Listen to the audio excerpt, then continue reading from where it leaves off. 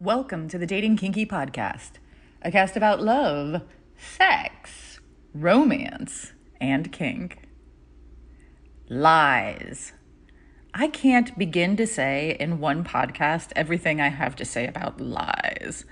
They are both fascinating and abhorrent to me.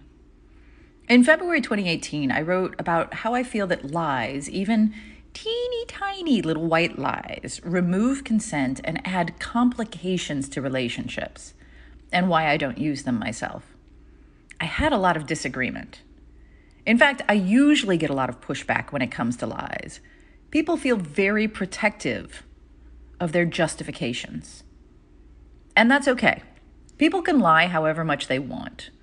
I just know that if they think lying is okay, they are not a good fit for a relationship with me. Not suggesting they would want that, just generally speaking. Today, I'll share the Throwback Thursday writing and some of the comments and replies that resulted. Lies, damned lies, and consent. I suggest this. Little white lies are anything but. Every lie is a damned lie, and every lie creates a violation of consent. Here is my reasoning. Let's take a very small thing, not the obvious lie of cheating or something like that. Do these jeans make my ass look fat? You answer. They look awesome on you, even though they are not flattering to them at all. They beam and buy the jeans. Then they wear them. A lot.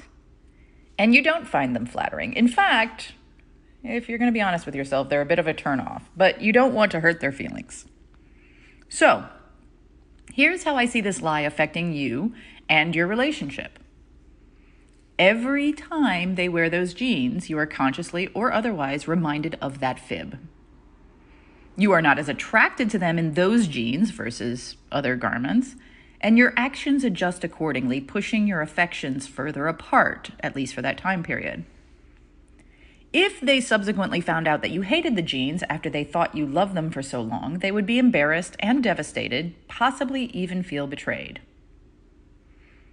Consent is permission for something to happen or agreement to do something. By lying, you remove your partner's ability to consent to what is actually happening, and you allow them to only consent based on the lies you've given them. So, in the case of something more serious, like lying about who you might have had unprotected sex with, the example becomes more clear. I'm sure there are other effects as well, but I wanted to give an easy example.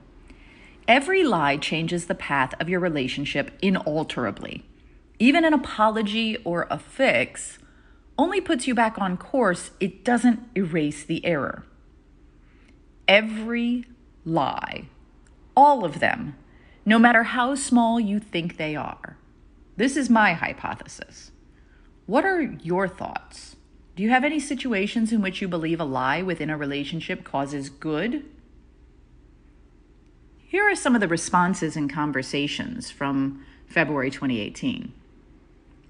Misbehaving Jay said, "What I have learned in my 40 years is that the truth can hurt, but the lie can devastate." Lumpy 713 quoted George Carlin. "People value your honesty until you're honest with them. Then you're an asshole." I'll also share a few of the conversations I had in the comments with you, quoting someone and my replies to dig a bit deeper into the topic. Mad as Sin said, "Might I challenge the use of the word lie in this context? Telling someone they look good in a pair of jeans can be a few things. An opinion, backing the person wearing the jeans, perhaps even having a neutral opinion about clothing in general. Willfulness intended for harm is a huge factor to consider in this scenario."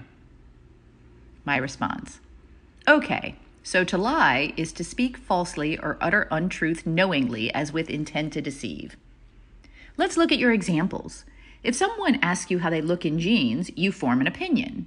If you actually state that opinion accurately, yes, it is just an opinion. As soon as you share an inaccurate version of that opinion, it becomes a lie." Backing the person wearing the jeans. Did you read the post? What about lying to someone about how they look in a pair of jeans is backing them? Is that real friendship? I say no. Real backing is saying, I don't like those jeans on you. You normally look so amazing, but those do nothing to flatter your body. Or whatever you think is true. If you have a neutral opinion about clothing, just say so. You don't have to have a positive or negative reply. Simply say, I really have no opinion on those. That said, if you've offered opinions on their dress before, then that's hitting dangerously close to a lie. Only you can know whether you really have no opinion. I continue to respond to Mad as Sin's points. We all need to have personal self-confidence in our bodies, so perhaps the question, are these jeans flattering to my body structure, i.e., does it create focus on my ass, belly, anything you are sensitive to, and is that offensive to you, can almost seem like a setup or a challenge against the person you're asking unless you already have a healthy trust or understanding in place between you. Yes, that's true. And yet, if you lie to them to make them feel better with such a challenge, you have just rewarded that behavior and have created a covert contract between you. They can ask questions that can make you lie. Does that sound healthy? Then they said, to out and out deny having unprotected sex with a second partner, well, that is reprehensible. That is lying. To hide it until it is challenged is lying. To suggest it was a mistake is an attempt to cover up guilt, and the perpetrator must still come to the place of ownership to the action. But to say someone was lying about the way you look in a pair of jeans, and that you can then turn your butthurt insecurities on a blame game towards them, that is the individual's personal issues, in my humble opinion. I see. So you lie so you don't have to actually deal with others' insecurities. Fair enough.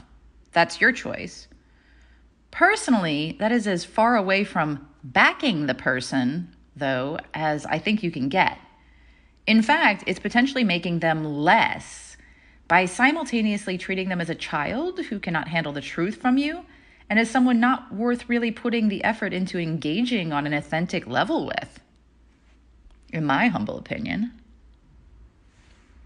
In another conversation with Safe, Sane, and Sexy, they said, if one or both members of the relationship are not at that level of maturity, that honest difference of opinion can be construed as a character attack, or worse yet, an identity attack. I said, this sounds like a relationship issue, not an honesty issue. Are you having relationships with people who cannot handle your truths? Why? They continued, responding with, no, your fat ass makes your ass look fat, or yes, but it's not the jeans, or maybe something baggy, is not going to yield a positive result. Ugh, if that's how I felt about someone, I'd not be in a relationship with them, because that's just mean talk in my head, and it points to not loving them for who they are. Those are really unflattering jeans. I've seen you wear things that make you look stunning, and those are on the opposite end of the spectrum. A worse response than a lie. They then made the point, the question itself is one part fashion critique and one part tell me I'm not fat. So you're getting somewhere here. In my relationships, I will address both.